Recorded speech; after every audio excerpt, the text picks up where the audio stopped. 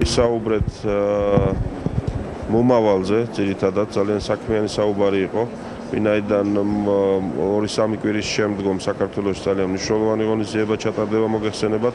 ამ კვირასაც მიმდინარეობს ნატოს კვირეული, მაგრამ თვის ბოლოს ველით ძალიან მაღალი რანგის სტუმრებს ნატოს შტაბიდან, ასევე ნატოს ქვეყნებიდან და ჩვენ ვისაუბრეთ იმაზე, თუ რა უნდა გაკეთდეს, რომ მომავალი წელი საქართველოსთვის იყოს პროგრესის წელი ნატოს მიმართულებით.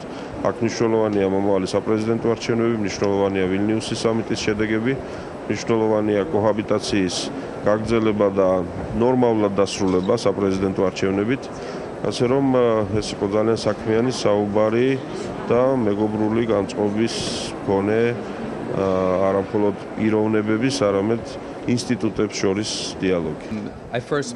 დავით უსუფაშვილს პირველად მაშინ შევხვდი, როცა ოპოზიციაში იყო. ახლა მინდა მივულოცო, ის ძალიან მნიშვნელოვან როლს ასრულებს. ჩვენ განვიხილეთ ბევრი საკითხი, ქონდა შესანიშნავი შეხვედრა. რატომ მიესალმება იმას, რომ პარლამენტმა შეძლო კოჰაბიტაცია, მიიღო მნიშვნელოვანი გადაწყვეტილებები და მკაფიოდ გამოხატა ქვეყნის საგარეო კურსი. მოხარული ვარ, რომ ნატოსკენ სulis მიმართ ქვეყანაში თანხმობა არსებობს და ეს პარლამენტმაც დაადასტურა, როდესაც ამ საკითხზე გადაწყვეტილება მიიღო.